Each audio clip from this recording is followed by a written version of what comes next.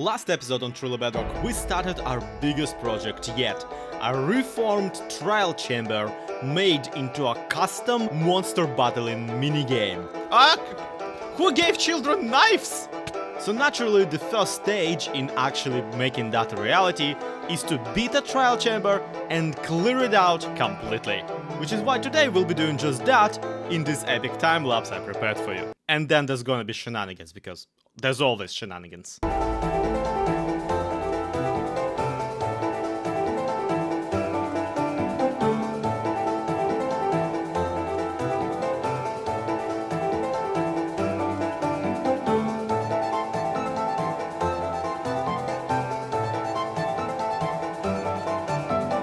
Now, as you can probably guess, this has been a really good aid for my brick shop, given that apparently all the trial chambers look pretty much like this once you dig up most of it. And we have, at this point, dug up most of it, don't get me wrong. Or at least I have, you really didn't do anything to help here. Thanks. I've removed everything but the spawners from this room, a room above it, a room below it, and another whole room down here-ish. So now we have these large, vast areas, and we can basically just look and see what spawners we have. This room, for example, is brandishing a bogged and a zombie. And I now found out that these are kind of not just zombie spawners, they are baby zombie spawners kind of exclusively, which is very scary lore-wise, and also just very scary period, because baby zombies are horrifying. We also found this skeleton spawner that is apparently right here in between two parts of the chamber, which is absolutely delightful, and I'm happy it's here. And I've been told that no mobs aren't supposed to, at least, spawn within the binding box of the trial chamber. So in its original shape, no monsters should appear outside of the spawner ones. This, however, feels mildly untrue, because I have now encountered monsters in a few spots of the dungeon, but then again, those were the spots that I myself have dug up, so it is entirely possible I just cleared out the binding box a little bit too much. Like, for example, on these here bricks, should monsters spawn or not?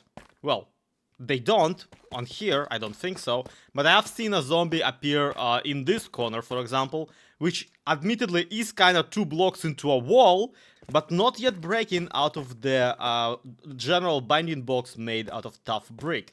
So, who knows how these things work? Either way, when I'm done with this, I don't plan on not lighting up my little play area for people, so I think we're safe from at least rogue spawns, and then whatever non-rogue ones we'll get, we will try and just incorporate. Oh, well, creeper spawned within the dungeon, yeah, that's totally intentional, you're meant to fight those, yeah, totally. Anyway, it's gonna be a little while before I have cleared out the whole entire dungeon, which kinda sucks because that means that we can't yet start developing a really cool monster fighting minigame, and which sucks extra because, well, as you can imagine, I am getting real tired of having to run back and forth between Liara's villager trader hall and my little digging hole just to fix up my flipping pickaxes. I'm already carrying twice as many as I usually would. This is kinda getting ridiculous. It's efficiency 5 and they are absolutely taking a beating. But there's also a positive side to me having undertaken this project. And that is, of course, all the materials I'm getting. Not only is the tough brick shop, I guess, overstocked with tough brick for at least a year, but, check this out, we got a ton, an absolute ton of copper just chilling now that we can, well, we could build with, but honestly, I think I will be selling. And there's something that makes this copper kind of incredible as far as selling value is concerned. This copper here and all the, peripheral bulbs, basically all the copper within the dungeon, turns out is not just copper, it's waxed copper. Copper in the wild pretty much has 4 different stages of oxidation. The fully oxidized, the 2 middle stages, and of course the brand new. To prevent copper from oxidizing, you would have to wax it on the stage that you wish to preserve, which obviously makes all the copper inside the dungeon extra valuable because it's waxed. Except that the copper in the dungeon doesn't actually come in the 2 middle stages of it. For some reason, only fresh waxed blocks of copper are spawning down there, accompanied by waxed oxidized copper, which, by the way, makes no sense whatsoever, because why would you wax oxidized copper? It's already oxidized, it's not getting any more oxidized anymore. Regardless, this would save me quite a bit of time on waiting if I were to want oxidized copper. And with how massive the copper weathering machines have gotten lately, I am perfectly fine with just, putting all of this on sale instead of making my own. My one gripe is that all the copper we extracted so far just barely amounts to a double chest. I mean, come on. It's such a big structure. How come this is the only stuff that I got? Either way, I don't actually have a build planned, to utilize copper on. So I do think that we will be selling all of this. And selling it will be a great idea, given that I do want some netherite pickaxes, and the market value of netherite currently is kind of through the roof. I mean, look at this, look at this. They're selling netherite templates for 18 diamonds. Now, here's a trick about that, like, see if you can follow. If you got a netherite diamond already, a netherite smithing template, oh my god, netherite upgrade, you can make a second one for 7 diamonds. Meaning that at 18 flipping diamonds, they are selling netherite templates at over twice markup. And here's the trick about that, my mans. Getting a netherite upgrade smithing template requires you to just go into the nether and find a piglin bastion. So, for one trip into the nether, this person expects to make a wild 200, like over 200 profit every single time. Therefore, I posit you a question. If someone were to grab a smithing template, and forget to pay, and copy that netherite smithing template since, and then realize that they forgot to pay, and then put their original smithing template that they, accidentally stole back into the stall, did a crime happen? Genuinely, I don't think one did. The initial supply has remained the same. No one will ever know. Flipping netherite upgrades, 18 diamonds, crying out loud, just... Wow! Shameless. Luckily, I myself will never need more than one netherite template, because obviously I can just copy the one I just bought forever. The problem is that will require diamonds and some netherrack. The second problem is that the upgrade template is actually not the only thing you need to actually get netherite tools nowadays. You need the actual netherite, damn it. And that's a tricky material to come by, let me tell you that, given that none of these people for some reason are selling actual netherite. It's almost as if getting it requires actually putting yourself in danger and doing some actual work, as opposed to just, investing a bunch of money and then, demanding people pay over two times more than you did. Honestly, this is such an easy grift, I'm shocked I'm not doing it. Anyhow, now that we got the template upgrade template, oh my god, that's not what it's called, we actually need some netherite, so that will start with netherite debris found in the nether. And listen, when I say found in the nether, I primarily mean that, yeah, they found it. They found all of it. Look. There's no anything. They dug up the whole dimension, everyone. Seriously, I have no idea who dug up that giant hole under the surface of the nether hub, but that is insane. Why? And look, I'm not some plebeian to not realize that you can't blast mine and bed blast, and I have a video on the topic. It's not that difficult. The trick here, however, is that I cannot be bothered, so... Yeah, I think I'm back into the holding left click mines I go. Takes away, Rob Zombie!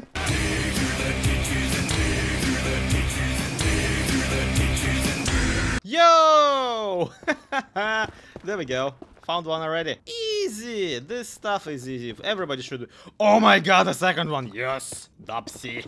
Oh my god, I found one. Okay, for the record, you need 3 of these. You need 4 of these to get one tool netherite. I basically got almost a full ingot out of just being here. I mean, listen, back when the netherite upgrading did not require a smithing template, there actually was a video of mine that straight up featured a shulker box full of netherite pickaxes that I specifically made and then almost broken to dig out a perimeter in the nether for a gold farm. So, you can see how this entire process is near and dear to my heart. I am sorry that you can't see anything over the YouTube compression. I also need all the netherrack for like nether brick for later for my brick shop, so that's partially why we're doing this. Yo! 4th part of the netherite! Haha, let's go! We will need another 4 gold ingots to complete this alloy without actually smelting any of it. And to be completely honest, I only plan on getting a couple actual netherite ingots to augment my, 2 favorite tools. My pickaxe and my other pickaxe. And we're off to a great start. I should really start digging like around every single netherite debris I find. Because obviously the way I found the original 3 should have taught me that. Okay, just want to document this. 1, 2, and 3. And all of them looked like just turds. I don't know why they decided to go for that particular texture. For, strongest material in the game. But they do look like turds. And they are somehow not directional, even though it really feels like this should be. I mean, it would be a power move to just introduce ancient debris into my wood shop. As an extra kind of log. I'm not even making a poop joke. They do look kind of like logs, right? Like they have the circular bit at the top and like a kind of bark texture on the side.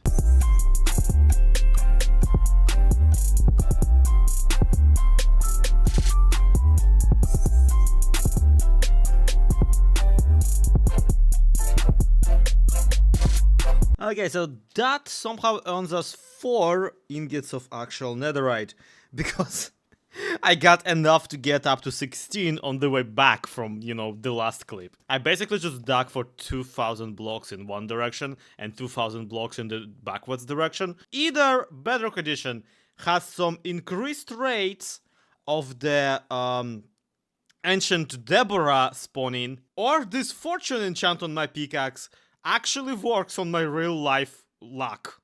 Regardless, we can augment 4 tools with a netherite coating, and I definitely should have fixed this pickaxe before increasing the amount of durability that it has. Because now it's gonna take way longer to fix it. Anyway, haha, netherite go brr.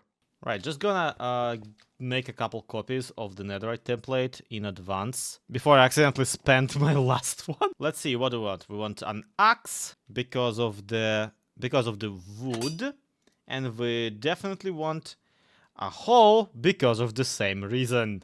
Alright, now our tools are actually gonna last us a while. That is refreshing. But there's still an issue of a double chest of copper that I don't need. And another double chest of copper that I extra don't need, because I actually really like the fully oxidized one. It's much nicer color. Let's see, we'll need some shop around here for all that copper. And yeah, looking at my general Season of Truly Bedrock checklist, I have already built a skull this season. So obviously this one's gonna be a zeppelin. This is 6th season of this series. You should know what I'm about by now. It's not just predictability, okay? It's called being on brand, I promise. So my thinking for the palette is to use spruce logs, well, spruce planks, actually, for the basket of the zeppelin kind of thingy. And I really want to use these copper bulbs and some of this chiseled copper for basically the accents. I am also using acacia logs because it's a nice color when it's stripped. And it does go with copper materials, actually, when they are not oxidized at all. So, as you can see, this is actually looking pretty good. And It allows me to skimp out on using actual copper because, well, I only have a double chest of either kind of copper here. So you can imagine I do not want to use up most of my stock while building the shop for my stock. And obviously after we're done with a basket, we will be doing the balloon itself.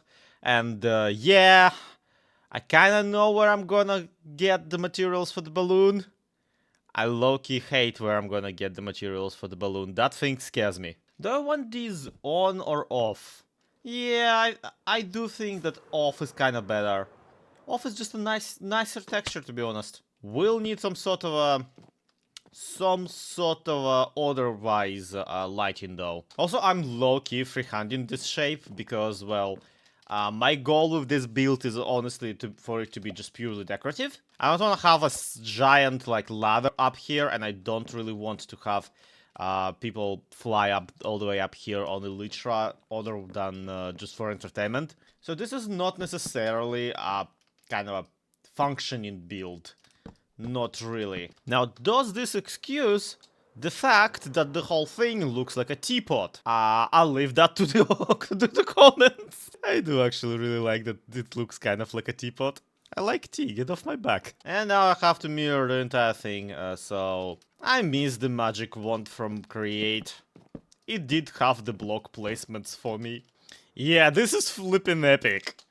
I do love the shape. I do think we nailed it. I just now need some sort of a balloonish kind of a situation on top of the thing. And in the meantime, yes! One of the most satisfying things you can do in the game. Alright, how does this work? Oh my god. This is horrifying. I do not like what I'm seeing. I understand that it's born of the limitation of the wool colors. The limitation of the wool colors have harmed me once more. This is scary. Okay, so it's 1 diamond per stack, and there's plenty of stacks, and I already have quite a few warped blocks that I wanted to use as maybe accents. So all of this goes here, and I hope that I will at least make 9 diamonds off of this copper shop, because otherwise we're once again in the red. Alright, cool, I'm gonna go try and freehand a 3D shape now. A very round one at that. What is my life? This is gonna hurt so much.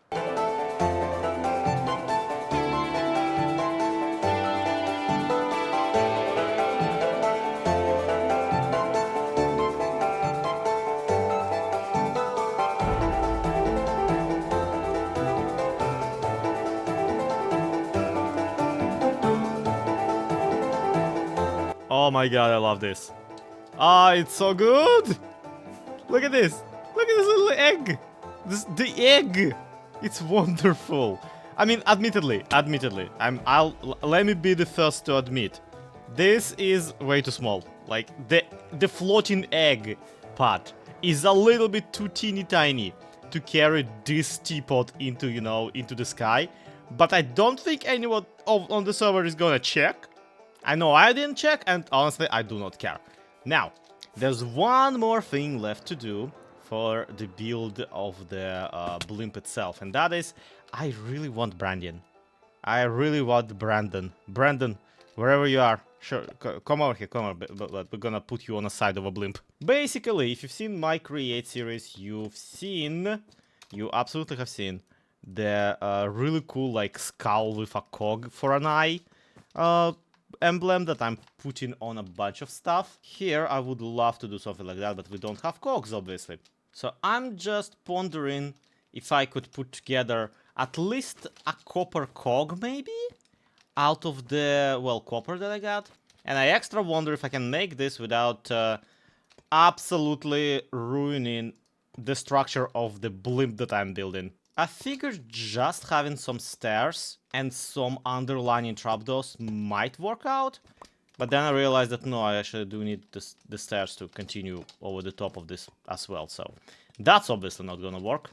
I don't have that many of these cut copper blocks, so it's a little bit cumbersome. No, alright. Alright, this is actually pretty cool. Yeah, we can work with this for sure. Oh my god, this video is gonna be... It's gonna come up so pretentious, because I'm just consistently flying off of this build turning around and just going, yo! I don't even like using that word. I don't know why it just suddenly became a thing I say. This is genuinely really fun. This is really, really good as far as my blimp builds go. Anyway, according to it, it took like 45 minutes to actually build this. My jaw is hanging. This is so cool. And guess what? It's completely superfluous to the actual shop, because the actual shop is not gonna be up there. The actual shop will be down there on the ground. On a little platform that you can reach from the ground, you know, for the buyer's convenience. And the platform is just gonna be attached to the blimp by a rope. It does make the ship look a little bit like it's being held up on a stick. So I need to either put more dangly bits on it or something or other. But no, the actual shop is down here. Hi, welcome. Let's grab the copper and let's deploy it. So what's the stock? Well, I got waxed oxidized copper grades. These are not oxidized, these are just waxed. I got waxed copper grade. Honestly, not that great. We got oxidized copper, also waxed. And of course, we got the shulker boxes upon shulker boxes of just copper, but also waxed. And the price I'm thinking is gonna be 2 diamonds per stack for just waxed, and 3 diamonds per stack for oxidized, because once again, putting time into actually waiting for this to oxidize would be worth a diamond in my book. Like, obviously, I would love to make a lot of money with it, but I don't think I will be restocking it once it's all bought out, and I do think it's gonna get all bought out, because copper is generally a really hot commodity on the server. Was this whole thing just an excuse to go and build a blimp? I can neither deny nor confirm those allegations. There is, however, a shop I feel much stronger about on the server, and by a shop I mean a stall, and by stronger I mean I'm making the shop right now, there it is. I'm gonna sell netherite upgrades for 9 diamonds each. I don't care. Actually, never mind, make that 8 diamonds each. I don't even need 2 diamonds of profit, 1 is gonna be enough.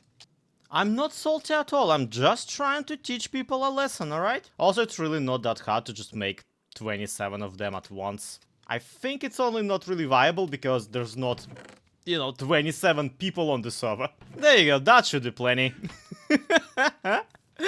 And final thing about just absolutely wild shops we have on the server. This is Iana Sear's awesome copper shop. Yeah, if you don't know, Iana Sear is an ancient Egyptian merchant who was selling copper, who we only know about because we found a giant supply of clay tablets that people wrote complaining about his copper. Which is exactly why Iana Sear's awesome copper shop is fully stacked with regular bricks, renamed normal copper, some of them. Also, somebody bought 2 stacks of bricks from Iana Sear's copper shop. Why would you? How does what? Who? Does not compute. What? Anyhow, that one was for the girlies from Tumblr, and that one is specifically for me. I'm just so happy just looking at it. And we have basically half of the dungeon dug up already. So I'm gonna grab my 2 netherite pickaxes. So see you next time. I'm gonna go, dig through the ditches.